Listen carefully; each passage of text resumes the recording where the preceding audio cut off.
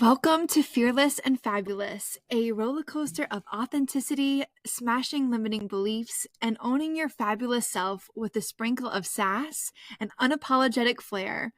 I'm Christie, the founder of Choose You Coaching, and I'm grateful to introduce my co host, colleague, Mark Brooks.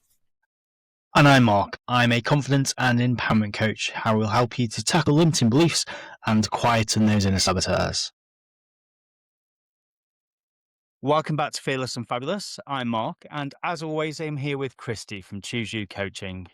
Hi, Mark. Hello, everyone. Thank you for being here. Thank you for taking the time for yourself to listen to Fearless and Fabulous and really exploring what those words mean for you. If you haven't listened to episode 2 yet, go back. Mark and I really talked about permission and what you can put into action with permission. So, that idea is really supporting you and waiting for someone else to give you the green light. So, as we move forward today, we're going to talk about safety. And I really feel like they work hand in hand because giving yourself permission is one thing, but what happens to your body when it's in it and moving through this word safety? Yeah, thanks, Chris. I think they go very perfectly together because once we've given permission to ourselves, we've then got to feel it all the way through. And it's almost like what is holding us back? Is it the fear of failure? Or is it just some part of us feels not safe enough to actually succeed in what we want to attempt to do? And yeah, there's words banded around like procrastination, lazy, unmotivated, not confident. When actually it's like your own nervous system that's doing what it's designed to do, which is protect you. um, your nervous system isn't interested in how happy you are. It's interested in survival. It's just saying, have we survived this before? And if the answer is yes, then let's stay here. Let's repeat this, even if what we're repeating is actually keeping us stuck. You're so right. I like even just as you talk about nervous system and what that means, like what our body is used to, comfortable to, I like feel that internally. It brings me back to my yoga days. One thing that I was extremely passionate about when I taught yoga is how I would address a group of people. And the reason is because in yoga, you are experiencing this like openness in the front line of your body, right? Like, what are we doing every day? Sitting. There's a crease in our hip flexors. So, what happens when you expand that? In yoga, it's kind of doing the reverse to help you open and expand. And I would say, I don't know if you feel this in the UK, Mark, but in America, one like slang word that comes up quite often is addressing a group of people as guys. Hey guys, how you doing? And what happens to an individual when that they don't identify as a guy? Maybe it is a woman who is around men all the time and trying to find her personal place. She wouldn't define herself as a guy. Or what if it's someone that's going through transition that has, really done so much self care and exploration that they do not identify as a guy. So if in a yoga space, I'm saying to everyone, "Hey guys, how you doing?" I'm immediately putting someone in fight or flight. I'm doing the reverse of what they came to for yoga, to open up their hip flexors. I like think about this image, like if a bear was to come, I probably would do two things. I'd either like get super, super big, so like I'm expanding my hip flexors, or I would get super, super small and like contract and like hope it doesn't see me. And I think like that is like the fight or flight action. So when I address a group of people and if I can really focus on what is an inclusive word, hello, everyone. How are you doing, team? Hi, friends. Like, I mean, you've probably heard me use these words in our podcast, but it is because one thing that I'm so passionate about is like, what is happening to our nervous system? If I am going to say this is a safe space, how am I actually putting that into action? And so I really think about that, especially as you talked about like different labels that can be associated with it. Fear, procrastination. It's all about how is your physical body entering into a space. Yeah.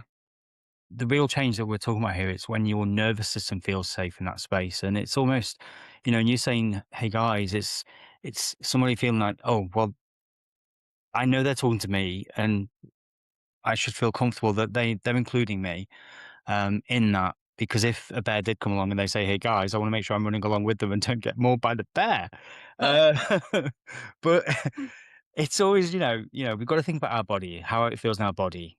We flourish from safety, not pressure. And that areas of like the growth, the connection with the other people, it just becomes so much easier when our body feels okay, when it feels comfortable, when we feel that, not necessarily completely comfortable, but just okay. So, might not be comfortable with the word guys, but I'm okay with it. And Mhm. so I can feel safe when it's used. But it's not just about confidence. Confidence isn't just a thought. It's a sense. You feel it inside you. We can repeat affirmations all day, every day, as many of us probably do. But if your body thinks you're under threat, the words just won't land. They will just be, empty post-it notes stuck on your fridge or kept on your phone's lock screen. That confidence has to grow as our body gathers evidence that says, we've done these hard things before. We've stretched our hip flexors enough before and it was okay then. So it'll be okay now. Nothing bad happened and we're still here.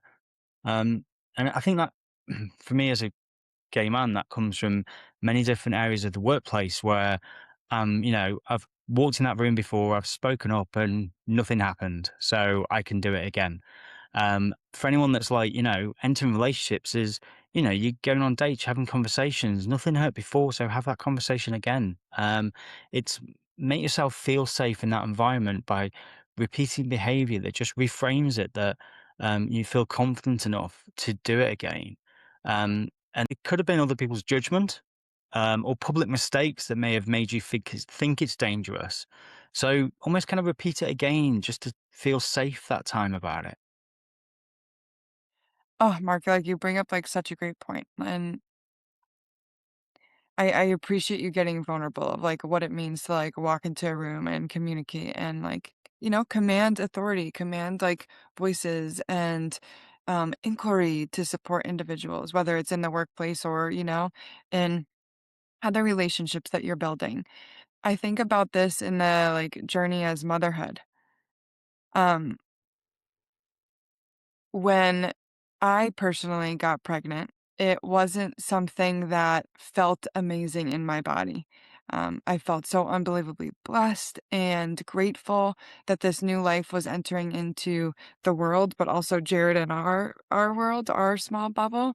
But my body took a toll. My mental state, emotional, like all of that, like was really, I would say, like, just up for grabs when it came to, like, safety, like, I was like, "What is happening to me?" But yet I did it 3 times. And, so I think it is acknowledging, who are you? Again, that, like, permission piece comes back. What are your values? How do you stand tall you? Understanding, really choosing you. And then observing your environment and who you're around, who you want to be around, who you have almost like acknowledge, like, here is my container. My container cracks sometimes if something happens. And that absolutely comes into this factor of, does this feel safe?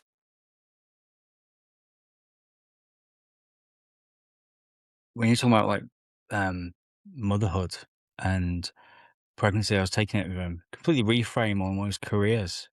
And, you know, anyone out there that's like moving their career and you're applying for jobs, you're going for interviews, and you almost feel that I've done this before many times, but in that one moment you think, I'm not safe again, despite having gone through it again. And it's like you are safe. You as a from your first pregnancy to your second, you've done it before, but that second still comes with those fears, those unknowns, those I'm not sure why I'm doing this. And it's that, that mind that's not feeling safe in the moment, that self sabotage our body puts us through because it's trying to protect us. But it's kept you safe before, but because you're doing something different to it, it's just not feeling safe again in that moment. So I think it is that, ground yourself. Where are you? Think about something that you've been putting off, something that you keep wanting to do, but you haven't quite started it yet. And it could be just back to Christie's point. Ask yourself, am I actually unsafe, or am I uncomfortable? Um, or is it even unfamiliar? Because those three experiences are very similar, unsafe, unfamiliar, uncomfortable, but they require very different responses from you. Really, because the unsafe could be that you feel threatened. The unfamiliar is just you haven't done it before. Or the uncomfortable is you're stretching yourself out of your comfort zone and putting you into a place that may feel unsafe, unfamiliar, but pushing through the uncomfortable will actually build the other two into a place where you'll feel you can do it again and again and again, in Christie's point, with three children. And I really think, like, no judgments on this. Mark and I are challenging you as listeners to think about this with curiosity. You're almost creating like an internal coach here, like asking yourself these questions because when you show curiosity to someone, it allows you to really explore it with a new lens. Whether you're zooming in, you're zooming out, it really allows you to like think about what's actually making this happen or what's holding me back from this. Think about what's holding you back. Is it you want to feel safe, or is it that anxiety, or you don't feel like it's something you want to do? And I'm thinking, is it not right for you, or do you not feel it's not right for you? Has somebody told you it's not right for you? Therefore, you don't feel that you should feel how you feel about it. And back to previous episode, permission is, have you waited for permission for someone? Therefore, you don't feel it's right, and therefore the excitement and safety angle are a bit mangled up. The connection hasn't quite worked, and you actually want to feel safe enough to be excited about it. And you almost need to tell yourself that I can do this and I've got this, um, and let it become familiar for you. Mm. Story time. That's like what this fuels for me. In March, I was in a car accident with my 3 kids, and, this one did a number, on me. I was rear-ended at a stoplight. The individual was going 60 miles an hour, and so it created, a significant amount of impact in the car. I've been experiencing, like, intense whiplash and, like, going to physical therapy, like, for my neck because, I've just been experiencing a ton of pain from it. But I immediately like, what I remember is immediately turning to check to make sure the kids are okay, and, they absolutely were, thank goodness. But getting back into the car to drive them, um, I would be lying, it's still with me every single time. And then there's the Christie internal roommate that turns on every time of, "What could I have done differently? What could I have done to avoid this?" What could I have done to, make my kids just feel unbelievably safe? It doesn't help that Sweep Roman is miserable in the car, so the second we get in, he starts crying, and I'd be lying if I said, "Oh my goodness, is it because of the accident? Like, does he, like, remember what happened?" Uh, I do know that it's, like, bigger than that, but in small moments of insecurity, almost where my brain shuts off curiosity and it thinks it knows everything, I absolutely doubt myself. And I'm struck with this. How am I making my kids feel safe? It's a And tough one. that's one, isn't it? Where back to what we've previously, talked about a few moments ago around you're in an environment that you should feel safe, but because of circumstance or things that have happened, you no longer feel safe in a place you should feel safe. And a normal everyday action like getting in the car, getting some groceries becomes that I don't feel comfortable here anymore because of something that occurred. Mhm. Um, and for any of any listeners out there, is obviously Christie and I talked about this, not when it happened. It was like, you have to think about, where did you feel safe? What were the actions that you took that felt okay? Don't dim what you're doing, and completely change your life because of things that have happened. But it takes time. It's not an overnight process. It's a small step at a time of getting through those moments of, you know, if not, it can completely consume you.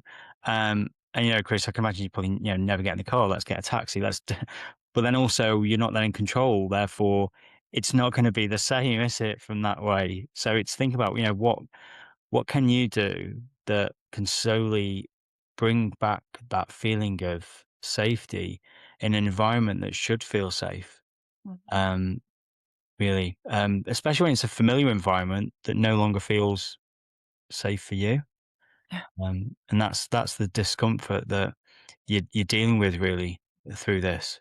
Um, Yeah, I mean, it's like what you said earlier about, like, go back into the meeting room, try it again. That hardest thing and what was absolutely necessary. I had to keep getting in the car. I had to keep driving the kids. And it's like this thing that I used to like really enjoy. I love. Like I love to go on drives and like I honestly like there were times where that would feel like my safe space. Or like time for self-care. Like, hey Jared, you have the kids. I need to go for a drive real quick. Play some like R-rated music that brings me some joy that's not kid appropriate. and and just be able to, like, be in that. And that has completely shifted my world. I have honestly, as I'm speaking out loud, I have not done that, since.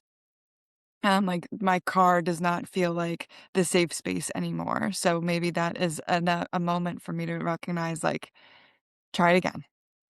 But yeah, it has expanded, I'm gonna use that word, like, it has expanded my limits of what it looks like to try again, to acknowledge what is my safety? My husband and my kids. They are in my container. They are my world. They are my bubble. And I will do anything and everything for them. So that also means that, like, I have to put that small, meaningful work into action. I think it's back to those beliefs, isn't it? If I'm not ready to get in the car yet, but not just for yourself, because of the children. Hmm. What if it all goes wrong? What if this? And that's just, again, our nervous system that's putting in this place of, this isn't safe. Remember what happened last time. And, you got to just keep reminding your nervous system of reasons why you can't always stay put, why you've got to keep taking that step to do what puts you back in a place of safety where you once felt safe before. Um, and that's what we've got to think about really, is what can I do to change how I feel to how I want to feel? And again, it's only you that can do that yourself, isn't it? Like us, only we can make ourselves feel safe. Nobody else can wave a magic wand and make that happen for us. Yeah. And just like there's two sides of every coin, I would also say like there's two ways for us to describe safety. Let's talk about like the good stress, like how we feel like confident in our safety. Again, like how I relate it to my life, it's starting a dried pasta business. And, like I was terrified to like invest in ourselves in this way, but the good safety was this is getting us out of our comfort zone. This is something that we have dreamt about, have been passionate about. So why not? And I think like those moments are like they get you on the edge of your seat. They do push you out of your comfort zone in a really good way. And you make that happen. Yeah, it is about, trying to just think about those good things that stretch you in another way. So, Mhm. what brings us that excitement, of almost that, that fear and excitement, they talk about them being very similar to how we feel them, but our body doesn't know which lane to put them in. Because, if those are like black and white little boxes, it's what is this? And more often than not, it can be excitement, but that fear of putting yourself out of your comfort zone. Yeah. And that's how I felt when Christy said to me, "Hey, let's do a podcast. Hey, let's show our faces on this podcast. Every time we record, it must take me a good few breaths before I actually go, right, we're ready now. Right, are we ready? Because it's that I know it's a good thing. And I enjoy doing it. I love being here with you all, but it's still that my nervous system just goes, are you sure? But we do it anyway because we know it's the right thing to do. And we've got to keep making those changes we want to make to improve the lives that we're living, to be our best version of ourselves. Really, I think how it comes to. And as a gay man, I think it's I've constantly throughout my life edited my identity, closed myself down, changed how I am or how I present to not be too much, to not be more than I need to be. I've never been, ashamed of anything of who I am or never kept anything secret of who I am. But you still kind of make micro changes to who you are so that you don't get judged and that you can feel safe. And it's just how it is in life. And many people do that for different reasons, not just sexuality, but it is that how can I feel safe, really, um, underneath everything that's going on, just to genuinely just be in an environment um, where I can feel comfortable and just ask myself, what kind of uncomfortable is this? Because a healthy stretch will expand you. Um, and those limiting beliefs aren't abject truth. They're just our nervous system producing convincing reasons to stay where our life feels familiar. Um, and very often we can stay familiar, and that's fine. Many people want to. But we can also read the room, um, stand out where the light shines for us, and survive with people who are going to help us to survive and feel safe um, in that way. I think the way I've also thought about it is I think a nervous system is a bit like a smoke alarm. So it cannot tell the difference between burnt toast and a house fire. It just simply knows that something's changed and it's going to make a loud, bloody noise. And that's all we've got to think about ourselves is okay, this doesn't feel right, but why? Is it just a small niggle or is something really dangerous going to occur? And take a moment, take a breath, step outside that emotion and feeling that you have and just look at it from a bit of a logical perspective. Yeah, Mark, thank you so much for all of the different imageries that you have provided just in that one little nugget. And sorry, I went off on one I there. resonate immensely. And like, I love that you click that into like how my nervous system operates. You're so right. So, team, let's take a moment for some accountability. If you want to take a moment to write this question down, journal about it later, voice message yourself, whatever feels most authentic to you. Think about the last time you chose the familiar option over one that excited you or scared you in an equal measure. What did you tell yourself at that time?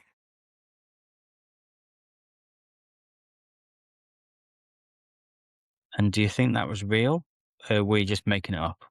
Was your body trying to say, actually, it's this reason, just to make sure you stayed inside and stayed safe? Because, as we've said, we've got to think about, don't want to mistake familiar for safe, because we don't want familiar making you miserable.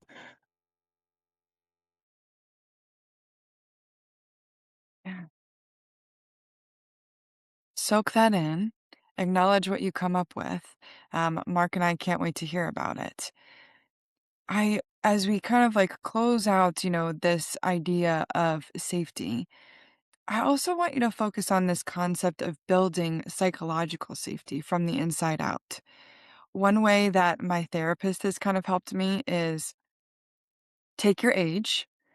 That's how many chapters you have in your life. And how often do you go back and visit the past chapters? I think that has a huge idea of how to support psychological safety. There might be in chapter 10 of my life that makes me the way that I am in my current chapter. But if I meet it with curiosity and expansion, especially as a mom, and I'm like viewing how my kids are, whew, it's the work. It's the hard work, but it's the right one. And it allows this expansiveness and strengths and self compassion that I have for myself. And I think, like, in a sense of, like, compassion for others and how it's made an imprint in all of those chapters of my life. Maybe at first I was very like, "No, cut off." There was a reason why that happened. It was done.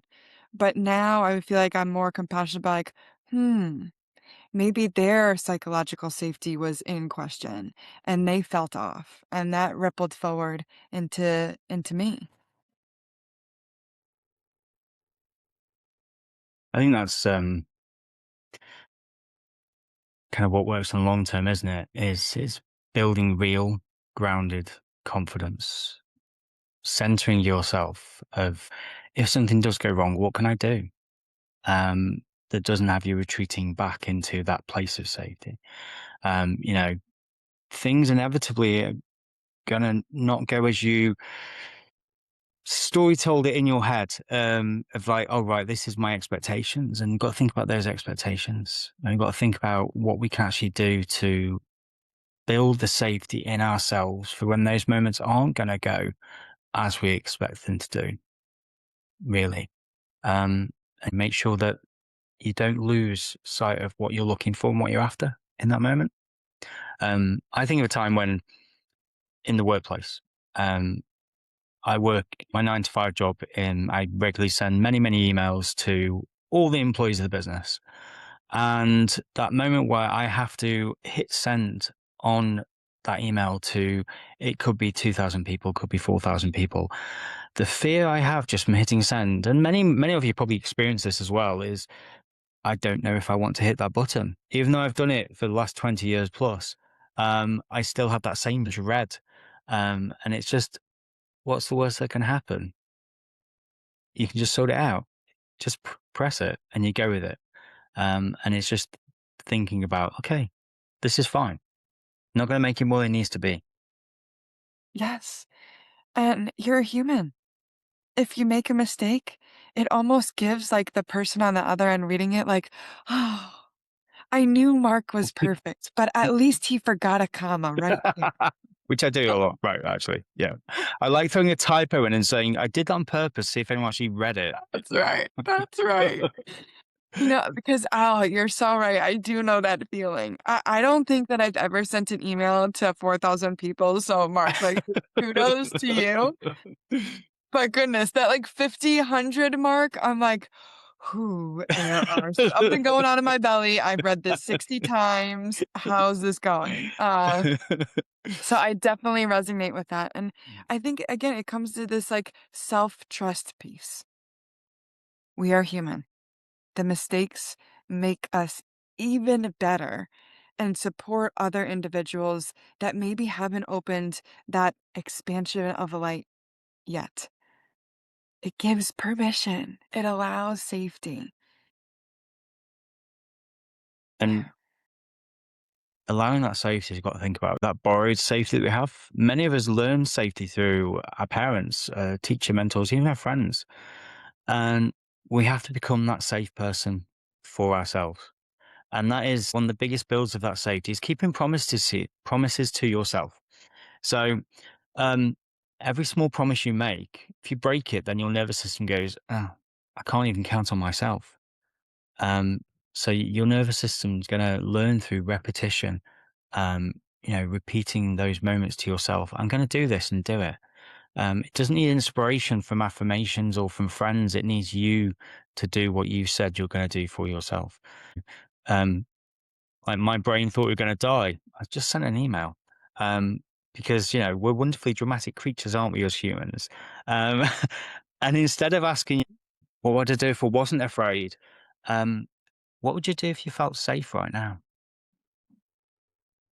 What evidence would my nervous system need to believe that I can actually handle this?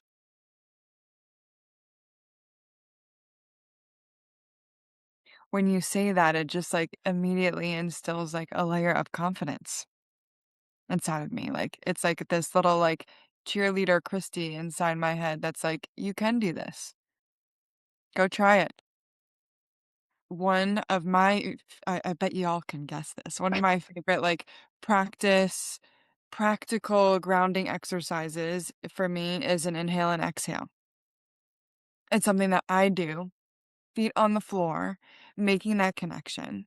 And it's funny, I have a very good friend of mine who, at times we send voice notes back and forth to each other, and she will tell me, "Okay, before we go on, like, let's take a deep breath." She's a mom also, and having that, like, expansiveness, like, she's, like, literally telling me to stop what I'm doing right now, like, while I'm listening to this voice messages and, like, take a deep breath with her is so powerful because I know that it's a tool that works. I do it for myself all the time, and I agree with you, Mark. It's not, like, about the affirmations that other people are giving you or, you know, having a therapist, a coach, like, it has to start within you. But having those reminders are so pivotal to expand what your safety is. Just like a reminder, "Hey, did you remember that you had this tool?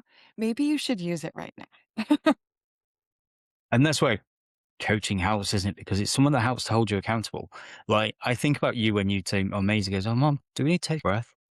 And it is that, it's that what I think about. And I say to Andy quite a bit is just stop, look up, pause, change your environment, or just look at something different.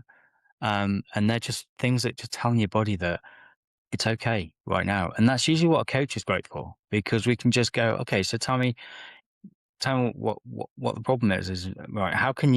What do you think you can do? Stop, pause, and it just regulates you a little bit and just helps to bring you back down. And just think about what is actually going on rather than what the little blinkered focus is, thinking we can do. And it's what kind of need to do. And I think it's about, practice, tell someone, spend a few moments on it. But ultimately it's about asking for help. Help. The help uh, supports your health. I as for totally am yeah, following. yeah, it is.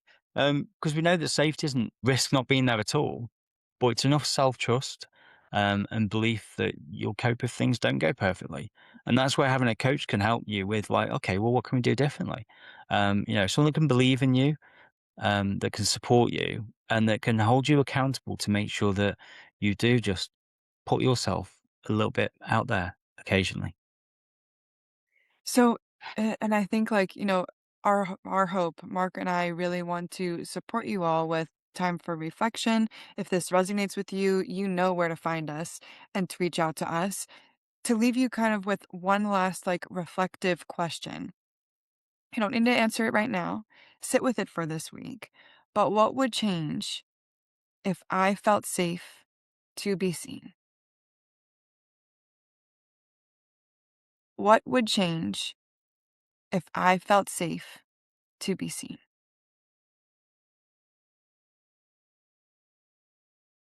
Your nervous system gets to explore action. Your body starts to expand. Maybe there's something in your relationship, just your own authentic skin. What happens after you do that reflection?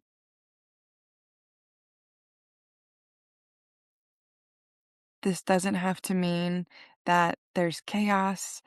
Safety truly can be something that you learn and create,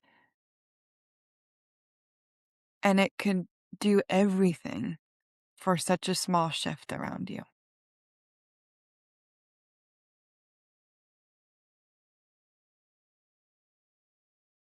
I think remembering that healing isn't teaching that visibility isn't the same as danger.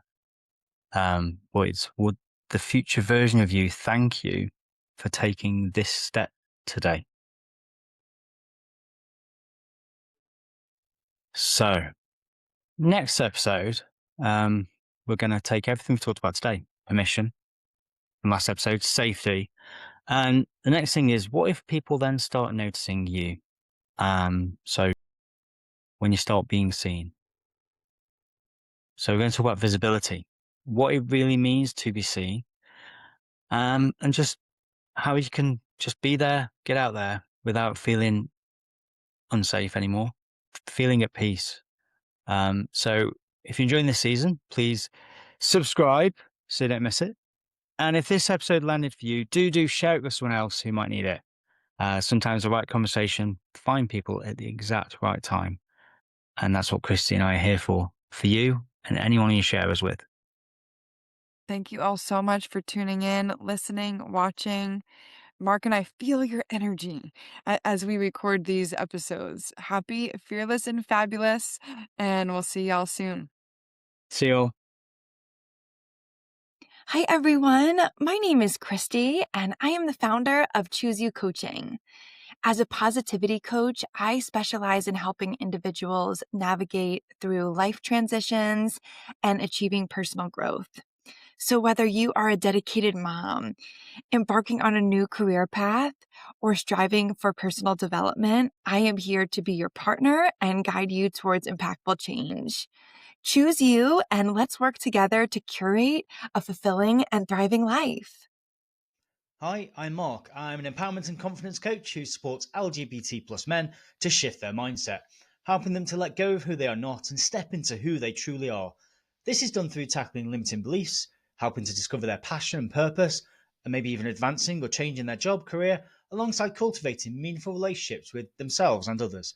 I'm here to guide them to feel empowered and confident to live as their true, authentic self in all areas of their life.